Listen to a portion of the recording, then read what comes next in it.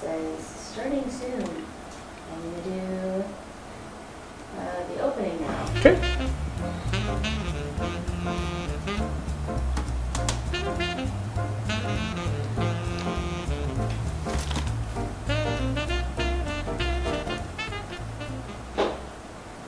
Welcome to another fantastic episode here on Small Business Celebrations Meat and Potatoes. We're going to be talking about, okay, you've got a customer that's coming to you to solve a problem. The problem is they don't speak your language, or they're not giving you all the information for you to deduce what it is that they need. And we couldn't do this episode without the great sponsorship from Kevin Oliver and Associates, our presenting sponsor. At Oliver & Associates Real Estate, we know that buying or selling a home isn't just a transaction, it's a life moment. That's why they're committed to building relationships that last. They take the time to truly understand your needs, your dreams, your stories, so they can find you not just a house, but a home. Give Oliver & Associates a call at 661-808-3444 or check them out at yourrealtor.us today. And our guest this week is Alison Hickman, the owner of Alchemy Interiors and Events. Welcome to Small Business Celebrations Meat and Potatoes. Thanks for having me. And for visionaries, go ahead and watch this B-roll real quick and see some of the things that Alison does.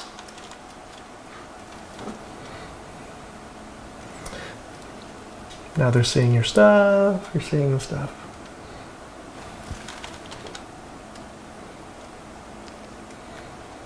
It's a minute long, so. No, you're fine.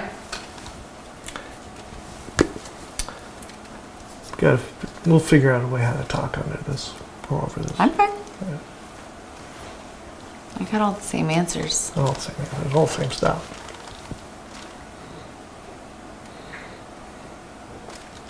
No, you're fine. Good. We'll figure out a way how to talk under this. I got all the same answers. We'll fix that.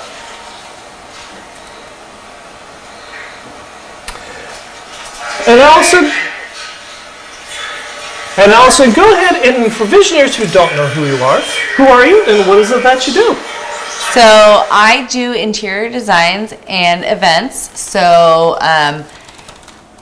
I work a lot with nonprofits. I work with homeowners and business owners, and you help everything get decorated and look we all make it pretty. Fabulous. Yeah, we make sure that the space is a reflection of what their goals are. So, and just as Visionary Nation just saw, we are here in your house. You are. And you use this location as a studio to show off what you do. I do. So I meet most of my clients for a very first initial meeting. I meet them here. I want to show them an example of what reflecting you and what your needs are and what your style is looks like. Right. This is not a reflection of what... It's not my style, right. But it's your style. Right. And not just style. Style is kind of I'm going to call it a fragmented term. Like, sure. That's not really... It's really to reflect you. So... whatever that means to people, but my home is a reflection of me. It tells a story about me. Everything in it says something about me, and I want for my clients to see that, even if it's not their style, right. So that they understand that my goal is to do that for them. When you have a customer that comes in or a client that comes in, especially if you're doing an interior design, Sure. The biggest challenge is figuring out what they want. They may come in with a bunch of pictures on Pinterest and say, I want this, and you say, well, that's $100,000. But one of the things that you do is you ask them what kind of music they like. Because that's what you did with us. When we first walked in, it's like, well, what kind of music do you like? And then you flip through your record collection, you pull out. I found it. Right? And why do you do that? Why is that such a big deal? Because what we say that we are and what we want isn't always what we want or need. Oh, okay. Music, there's a quote, and I'm not going to remember, but music is said to be a reflection of your soul. Right. Okay, so what you listen to says so much about you. I can learn so much about you, but by the kind of music you listen to, the genre, the reason why. There's always a story behind it, right? Like there's a high school story, or my first concert, or I was conceived at this, right? Yeah, Like there's yeah. always a story. It just helps me understand people a little bit better, because I can't really, you can show me all the pictures that you want to on Pinterest. Right. And I'm very honest with people, like, about that's not even a real flower, that's AI, or Right. that's not a real design, that's AI. You know, you have to be honest about those things. But also, Pinterest is a reflection of the past. Pinterest is something that people are posting that's already been done. Right. Which is great inspiration for what we're going to do next. Right. But it's my job to figure out, like, whatever you're posting and whatever you want, like, how can we achieve that? So when a client comes in, and we'll use an interior decorating as an example. Sure. So we've got this office that we're getting, and it's your standard beige floor, white walls, you know, or gray Yeah. floor kind of thing. And we come in and we ask you, okay, I want to go through and make this interior a reflection of me, or I've got this bathroom or this living room that I want to have redecorated. How do you draw out of somebody what makes them tick? You start with the music. But when we come in, we say, well, I want everything to be fun and festive. Sure. That doesn't help you. No. So how do you draw out of think somebody what is it that they want? A couple of things. One, it's important to understand the goal. So I need to know where we're trying to get to. People have sometimes unrealistic goals based on their budget. So I need to be realistic and say, like, you might want that, but I would rather tell you, like, hey, go to, like, I would rather Right. have you have your space on a lower budget Right. than hire me, like, to do something you can't afford. So Right. budget, but, like, form, function, those things matter a lot. And mostly it's being an active listener. I need to understand what your actual want is, because you can say fun and festive. Right. That means something different to everybody. Right. So whether I'm looking at the pictures that you've shown me, or talking to you about your music, it's really just trying to identify and understand, like, how does this office need to function? Right. And what are you trying to portray? What are Right. you trying to put out there? What are you wanting to show to people about yourself, about your business? What kind of a feeling you want to emote to your customers? Yeah, because in the same way that you walking into my house does that to you or to anybody, and it could be a good thing or a bad thing. Right. But what are you trying to put out there, and what kind of response do you want? And also, like, typically with an office or a master bedroom, like, I'm showing you options. I'm showing you a multitude, not overwhelming, but ABC options, right? Right. Sure. And we're going to narrow it down, but ultimately I do find that most of my clients go with the one that I picked Right. initially. How do you find out, though, that, well, it's been said that interior designers and wedding coordinators are the unofficial marriage counselors Like of couples. therapists? Therapists, exactly. Well, no, that's hairdressers. I think that's hairdressers. I'm sure, right. But it's true. You have to evaluate in any situation who you're talking to, and not in I'm making something up kind of a way. Right, Yes, like, not in that way. right, sure. But in the way that I'm understanding, one, the relationship, who's making the decision, who's running the finances, what are the who's doing this for who, right? Like, I'm a husband, I'm gifting this to my wife, whatever she wants. Who's Right. making the decision, who's writing the check. Like, those are a lot of Right, things to sure, know. Right. How do you find that out? Because this is crucial stuff. I don't want to give away all my secrets. No, but you've got a lot. So because a lot of business owners come in, and this is fundamental stuff for those of us whose interpersonal skills are all learned and not innate. For us, this is a checkoff list of. I don't know. How do you find this out? There's so many ways, and I think I said it already, but, like, active listening. Okay. I'm going to listen to your responses, but the innate part or the intuitive part is that like your response might not be what you actually say. But I also might get it wrong. Right? Like there's the potential that I could say like, I think you want this and I feel this vibe. And I could be wrong. Right.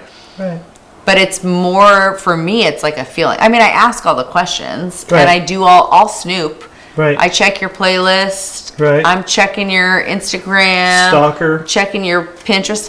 Well, in a bit, It's called research. but in a business-related way. Right. If you're a bride and you hire me and you create a Pinterest board and you're adding pictures to a mutual board, I see it.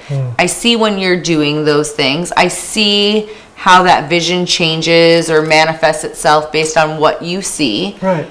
And with AI and with the way that these things work, if you pin it, there's going to be all of these other things that come up, and you're going to want that instead. Right. And I tell clients probably every time I meet with them, once you pick your wedding dress, stop shopping. Because there will always be something else that's beautiful. Right. There will be always be something else that's next that we want. And so my job is to say yes to the dress, right? Like, I see what you want and Right. what is in your budget and how you want it to function. So stop looking. Because you're going to be beautiful in any dress you pick. I just talked to you like a girl. Does that make sense? Well, in our world. Or as a man, Well, in I our world, wouldn't have said it's that. not but- called a dress, it's called a kilt. Oh, but see, I wouldn't say you're going to be beautiful in any kilt you pick. I would say like, hey, what's that? Be a man. Be a man. Pick your own kilt.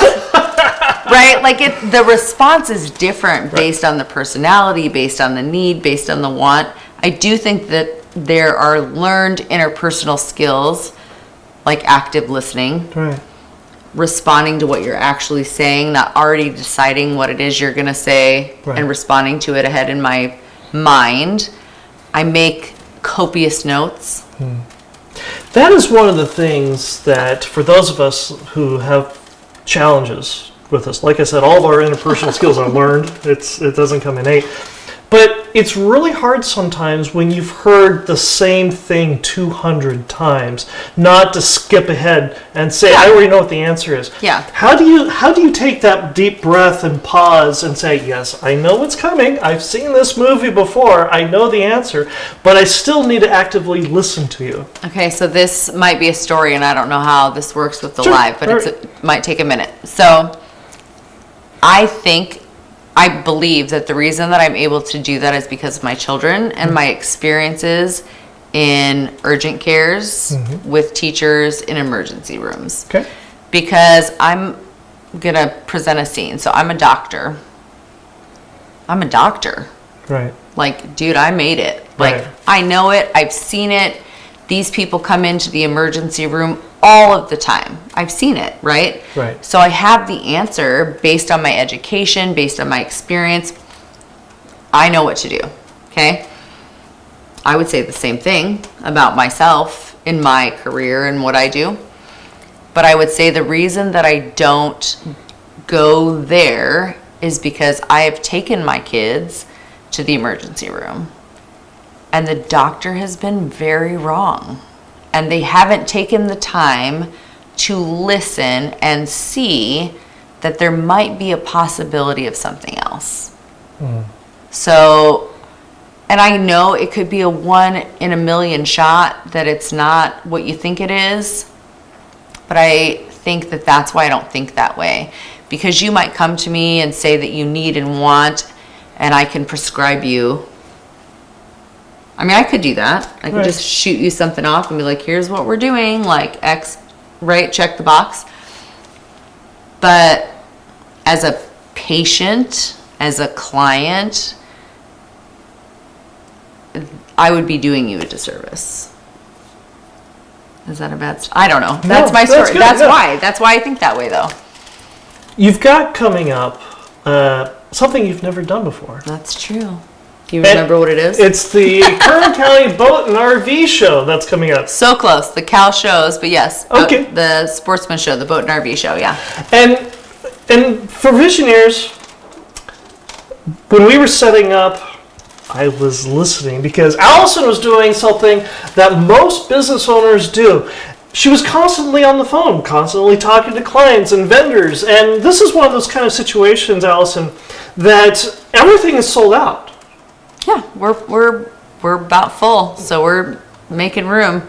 And yet you've got vendors still calling, asking questions. And you did something that I thought was fascinating through this, is you went through and addressed their situation, addressed their problem, even when you didn't completely know the answer to it, but you're willing to get back to them. This is the crux of what we're talking about Absolutely. tonight, which is being able to problem solve and being able to listen and understand what the customer wants and translate it into something that you can tangibly use. Walk us through how that works. Well, I think that when a customer comes to you, and I think that it's probably one of the first business lessons you ever learn or hear, right? Like, fail fast. Like, if you don't know, say you don't know and find out. Right. If you're in a press conference or a high pressure situation and you don't know the answer, the best response is not to make something up, Right. but to say, I hear what you're saying. This is the question I'm hearing. I will find out and get back to you. Is this something that the reason you're repeating it back to them is so that you understand what it is that they're saying, so that if it's wrong, they tell you? I think it's both. Okay. I think that when we repeat things back, it's something that sort of cements it in our memory so that we remember, because that's almost more important than they, them remembering it. But when you repeat something back, it's that same active listening. I'm showing you, I don't have a pre-planned answer to your question. Right. I'm listening to your question, and I want to make sure this is what you're asking for. Right. Because maybe I got it wrong, right? But it confirms for them, I heard what you said. Here's my action, and always I repeat it. So here at the end of a conversation, you're going to text me this information. I'm going to email you back this information. Look, repeat it back, because it solidifies that in their mind and in your mind. If you hear something just one time, in and out. It just goes. And if you get customer calls or vendor calls, I think I took 8 calls while you were sitting here. Right. If I don't do that and I don't repeat it, I don't want to forget it. And I also take copious notes. I don't know if I already mentioned that. Sure. But I write it down. And some people are like, oh my gosh, Allison, with your notebooks. But everything has a number. Everything is crossed off, right? I want to work through it. I don't want notifications in my email, because how can I take time for you and what you need if I still have 75 things in my inbox? I probably can't. So that's kind of how I zero in, I guess. That was a big answer. And that brings us to the fortune cookie game. Now, Visioneers, if you're not familiar with the way the game works, the fortune cookie game, I have a sealed fortune cookie for Allison. And what she has to do is unseal the fortune cookie, break open the cookie, read the fortune inside, and add "in my business" to the end of it. And then, of course, elaborate. Are you ready? Yeah. Okay, and here is your fortune. All right. Hold on. She's opening it up, unsealing it, breaking it up, crack, and Did we hear that crack? and your. Don't worry, I didn't pre-read this. All right, pulling it out. Okay, so a challenging and fascinating project is in your future, in my business. In your business. How so? I think that the things that I'm doing now are challenging and fascinating.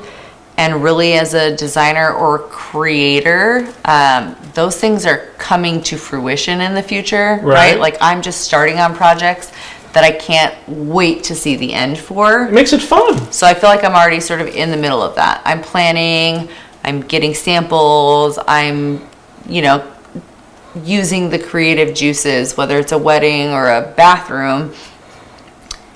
And I got all the ideas up here. Right. But getting to see those things that you drew on a napkin one day be installed in a building, like, that's pretty incredible. Like, that's fascinating. And hopefully that keeps happening with every job that I get hired to do.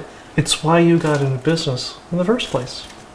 I did it because my husband told me to get a job. I'm kidding. Right. No, I'm not kidding. No, because I just have this creative, it's an outlet for me, and I want for people to feel that amazing feeling of like, this is what I dreamed I would walk into, whether it's their event and they're raising money or their bathroom. Like, imagine working for 40 years as a teacher and never having a bathtub, and then one day, right? Right. That's an amazing feeling. Like, I thought of this, I made it happen. Not me, them. They Right. have ownership in that.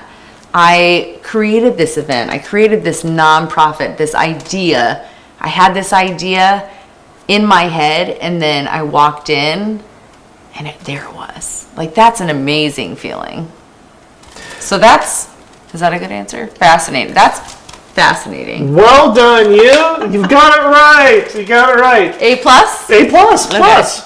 Now, Visionaries, if you've been watching the main show, behind the scenes is producer Emily, and she is 180 degrees opposite of me in so many different ways. And in fact, she often asks questions that end up in the show. I, of course, take credit for it, but for so long, we haven't had the opportunity to get her out in front of Visionary Nation until we do Meat and Potatoes. And so without further ado, we have the most popular segment of the main show you never get to see. It's Questions by Emily.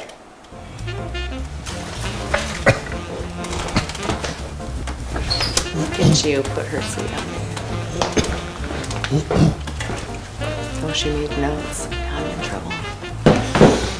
We'll start with what your favorite record is, okay? Got some Taylor Swift. No, actually. Well, won't tell me. Hello, Visionaries. My name's Emily. I have questions, and if you have questions too, you can feel free to put it in the chat. I will be monitoring my phone the entire time. Unless I'm asking a question. But first off, we'll start with Eva, who asks, has there been a particular project or event you worked on that presented a major challenge, and how did you solve that problem? I think that every project and event comes with its own set of challenges, which I think you have to know ahead of time going into it. There's never been a wedding or event that like something didn't happen. And really the skill, or maybe my learned skill, is that I don't panic, right? You gotta be Mary Poppins. You gotta have Everything all the stuff in your bag. And if you don't, you have to be willing to ask questions and find out. I did a wedding, and the groom was having like terrible, what do you call that? Chest pain or heart like palpitations? heartburn. Oh, wow. Sorry, not palpitations. That's dramatic. Well, No, that would have been way worse. No, but I didn't have any, Tums or whatever. But like, I am not afraid to just find a source. Hey, this is what's happening. I mean, I had Tums for that guy within like 4 minutes. I have had seating charts done on glass that have broken. I've had a wedding that was completely flooded and none of the guests could even get to the venue. Oh, And wow. everything blew off those things happen. They happen. And so my response normally is, and I hope that some of the brides that I've done these things for is, I called the limo and I'm like, take some laps, give them some champagne. Because the point is that whatever happens in that experience with an event is that it's still a reflection of who you are. How you respond is a reflection of who you are. So that's really nice. Like, if you're gonna freak out and be mad about it, you're gonna freak out and be mad about it, even if it's perfect. But like, there will always be wind, and there will always be rain, and there will always be something that isn't what you thought it was gonna be. But how you respond and how I respond, I think, is, we just figure out what we're gonna do, right? Yeah. Like, that's a reflection of How do you us. preface that with a client, though? Because, I mean, especially in the events industry, you've got to be able to tell your client, hey, something will go wrong. I'll do the best in my power. You'll do the best in your power. And a lot of business owners, you know, they want to be able to say everything in your contract will be perfect and everything will go according to plan. And how do you... I don't do that. There's not a guarantee. Yeah. I mean, in events and, you know, interiors and things of that, more so with interiors, obviously, like, we know what we're ordering, we know what we're getting. There's not as much of that, but there are contractor issues or timeline issues. Those things still happen. There are unforeseen things, like there's a plumbing issue, or, you know, those things do come up. So more so with events, because I can't control the weather. I can't control if there's a hurricane somewhere and I can't get you that perfect shade of pink dahlia, like, right? That happens. The way that I communicate that to clients, and I hope that it's felt, is you have to trust me. Is my mic pack off? Keep going. Oh, we're good?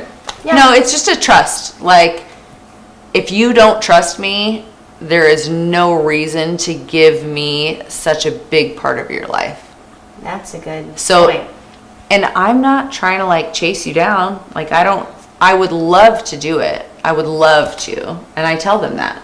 I would love to create whatever it is that's up here. I would love to help you get it out. I would love to. But if you don't trust me, it never will work, because... Well, they won't trust anyone else, really. Well, they Maybe might. would. I mean, if you follow, like, if you follow a designer on social media, or you follow a florist or whatever those things are, you're like, oh my gosh. Like, I get messages That like, person. you're going to do my wedding someday. Like, they're already, like, they're in. They're like, whatever you do is amazing. If you walk in with that, like... And there's those people. I know you can do it.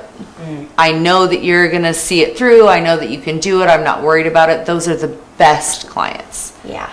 If you have fear, which is a huge part, you should ask that question, but most of the trouble with any client, in any business, in any sale, is fear.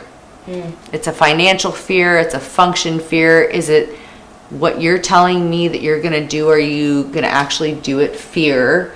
Am I investing in something that will actually transpire and affect my life in a good way? Right?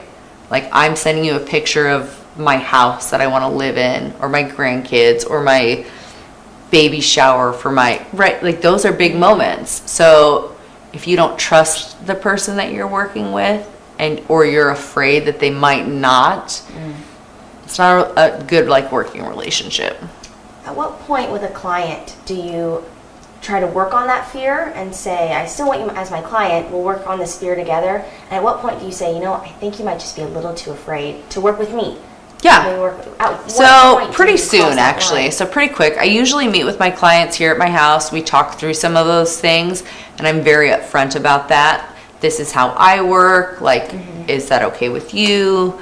This is the process, you know, next steps. I find now the clients that are pursuing me know that they want me. So I don't really have to sell myself in that way, or like worry about it. And worry about fear. But I mean, there's still fear in decisions, right? There's still fear in, like, yes, I want to hire you and here's your deposit, but there's still fear in, like, if I send you some, like, this, right? They might be like, me. Right? Not that shade of pink. Right, exactly. I'm not that shade of pink. Yeah. And so, but it's a conversation. It's me listening and hearing. Now, me firing a client is if you do not make a decision, or if you go outside of the conversation that we've had and you make decisions on your own, and not just like, you know, it's like your kids, like, you know, like don't do that. And Yeah, it's like a giant plan. Yeah, shifts, like it's a and you big walk shift. in and all of Yeah, a sudden so the I've wall is had- a different color. right, like, oh, we just decided over the weekend. And I'm not saying like, oh, you're like, like I Yeah. don't do that. But I do let them know, like, that makes it very difficult because we're always going to have to come back to a plan. And if you're sort of like, look, I'm the most creative, paint a wall, like, put butterflies on it, like, do what you want to do. But if you don't communicate that to me, and then we have to keep coming back to it, and you are unable to make a decision, then it's just a very drawn out process. So instead of being a 6-week or 8-week project, I've had clients that it's like, we're like 8 months. You know, like Yeah, this and the would, question of do you want to finish kind of comes up. no, because then I it's just say like, you do, but the client might. right, Yeah. like, look, we have just done our best work here and keep ordering couches from Keep Wayfair. on keeping Like, on. just do it. Like, if that's what you want to do, like, just do it. I support you, I love you, we can like give a high five, but it's too much I can't. Yeah, That's- well, you want the best for the client, and sometimes Yeah, they and have if to go they a different can't, direction. yeah, so if they can't make a decision, Yeah. that's the like So hardest thing. you do weddings, events, florals. Those are, to some people, 3 separate businesses. Well, How and do you- interior design. And interior design. So all of that. So how do you manage what aspect of the business you're doing? Is it seasonal? Is it... Yes and no. So like seasonally, events for sure. You know, there's sort of the spring and fall season of events. I typically, if I'm doing event design, I want to do the floral. I just feel like that's something that is my creative outlet, and I sort of do. It's like relaxing part. Yeah, that's kind of like the hobby part. I get hired a lot just to do floral, and I do that, and I love doing it, but that's sort of my creative outlet part. Okay. I think when it comes to interior and event design and the scope and the layout, they're actually very similar. Nice. So an event needs to be really, close your eyes and walk through it. Like as a tender of that event, like what's the goal for that person? What's the goal financially? Am I trying to raise money? Do I need an MC? Do I need a band? All of those things come into play. And then how does it look? And how does whatever it looks like make those things happen? Okay, so that's events. But interiors are the same way, right? Oh, yeah. It's form, it's function, like They have the same purpose. form, function, and finance for both. 3 things. 3 things. Like if you can nail those things down, it's really the same thing. The flowers for me are just something that they're beautiful and I love learning about them. And I think flowers teach us a lot. I think I was telling Michael earlier, every flower has to be processed different. They have to be, in different temperatures of water.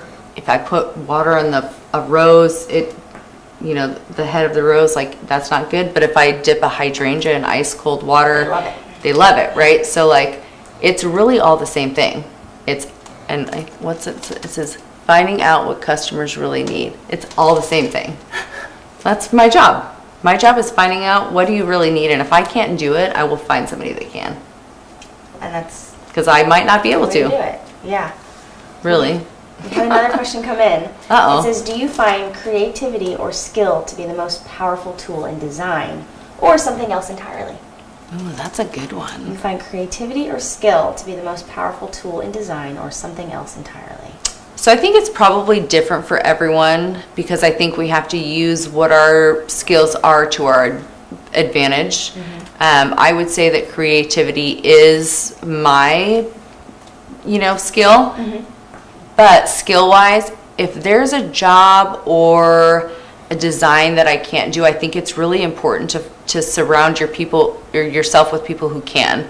So if there's a design or a skill set that I don't have, then I have a contractor that I trust and I can communicate with.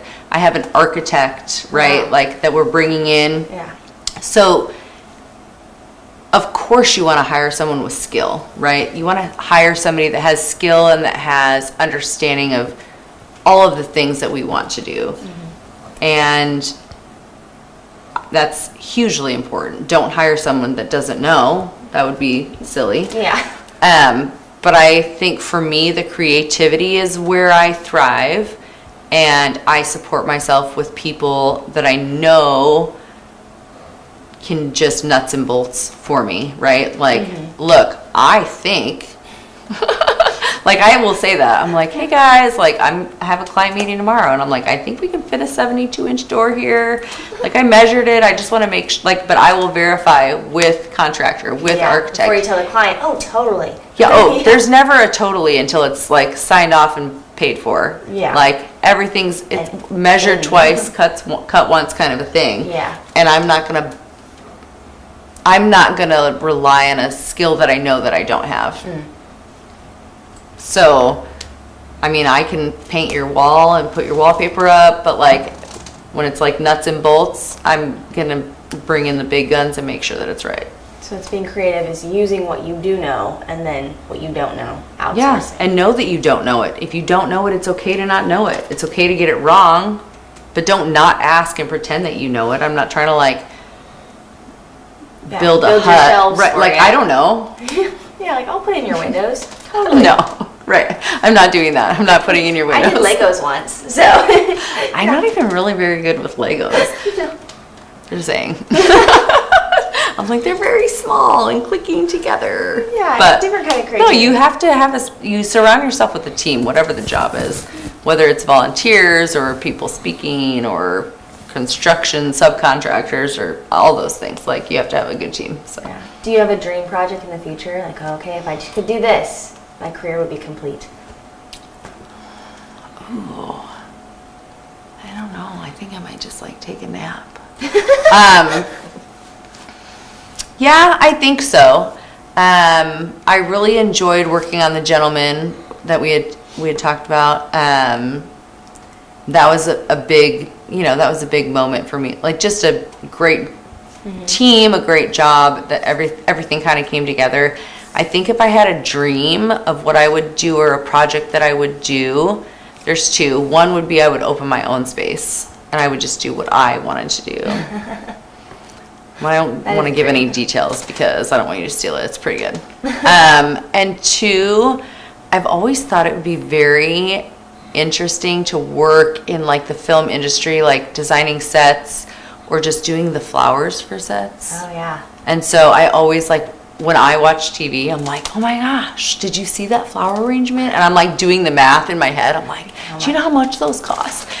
And I would love to do that. Yeah. Just have you been to Beverly Hills Hotel, even? Oh, those yeah. flower arrangements. I know. Like, who gets those jobs? Those look so cool. Oh, I know. And it's like, and they change them out every week. And I'm like, sign me up. I would, because I just think like, for me, that would just be like, okay, like I'm good. I made it. Like they want me. I don't have to hustle anymore. I mean, you still do a great job, but like, I'm not trying to like save the world with my job. I just want to like have fun, make it pretty for everyone. How do you? Oh, one more question. One more. Okay. How do you deal with, because so like The Gentleman, the show that's coming up, those are very male-dominated type things. Whereas weddings, here we go. You're working with the bride. So how do you switch from one to the other? Is there similarities? Like, what are the differences? Well, sorry, I'm like internally having this conversation. Like, how do I answer this? The response has to be the same in that I'm listening to you and I'm listening to what you need and want. And for sure it's different. Absolutely. Even with clients who, it's a husband and a wife, like who's the decision maker, who's got some emotions or fear, like that's all part of the landscape. I think that there is a difference. I mean, I think that with The Gentleman or with the show, I think that I do play up like femininity. That's not a good word. Delete that one. But you in whatever the role is, you have to to meet the need, right? So I want to make someone feel comfortable. If I'm talking to like a sweet old retired gentleman on the phone, it's going to be a very different conversation than like a 27-year-old bride. Yeah, And it's who's not got that her I, Pinterest board curated. yeah. Yes, exactly. Oh, and she knows what she wants. Yeah. And that's not that I am changing to myself, but I'm just listening to what the need is. Like, Yeah. what's the conversation about? What is it that you want to get out of this? What's the end goal, right? Like, are you a business owner and you want to know, like, how much is this going to cost? When is the money due? Where am I going to go, right? There's that. Or there's just like, I just want to hang out and have lunch. Like, okay. I'll do that too, you know? Yeah, I mean, I'll charge you for it. We'll be free lunch.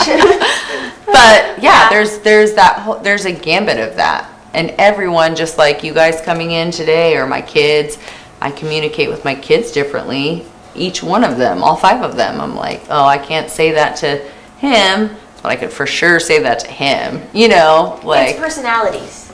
it's all relationships, and it comes back to listening and trust. Do you trust me? Do you want me to do this job for you? What's your goal? Like, is your goal to hang out with me and have lunch? Or is your goal to, like, do some business? Exactly. Right? Yeah. Well, thank you. I don't know. And visionaries, you can look at our show slide while Michael and I change places magically. And Questions by Emily is sponsored Magic. by Casdor Consulting Group. Hunting for top-tier talent for your business? Consulting, Look yeah. no further than Casdor Consulting Group. Oh, did we not Their know that? mission is to deliver world-class staffing and direct hire services by truly listening to Yes. the needs. Hi, Ryan. Consulting, it's not just about filling positions. Husband. It's about creating a culture of mutual success for both candidates And we'll do clients. the slide With for unmatched customer the service and a existing commitment to show, your trust, and see you they're next week. redefining the staffing industry one placement at a time. And then Ready to we're experience gonna the future put of staffing? Visit pajamas on. CasdorConsultingGroup.com or call them at 877-800-4622. That's CasdorConsultingGroup.com or 877-800-4622. And let's build your legacy together. And visionaries, if you haven't checked out this week's episode on Small Business Celebration, we're going to be we've got our wonderful guest. We're going to talk about hot yoga, among other things, and the business all involved with that. If you haven't watched this week's episode on Small Business Celebration, you definitely want to check that out. And Allison, thank you so much for joining us here on Meat and Potatoes Live. You're welcome. And if visionaries want to get in touch with you, how do they do that? So the best way is to follow me, obviously, on Facebook, Instagram, Right. at Alchemy Interiors and Events, and just send me a message. And my number is linked on there as well. So if you want me to get involved in a project or have lunch, Have lunch? Whatever your That's- real motive is. I was Whatever. listening. just have lunch. I don't know. We should edit that out. Not just for lunch, just business. Just business. Well, thank you again for You're joining us very here on Meat and Potatoes. And until next week, when we have another Small Business Celebration Meat and Potatoes Live, we'll see you then. How we do? It's done. Thank you. Very I don't know if the second version was.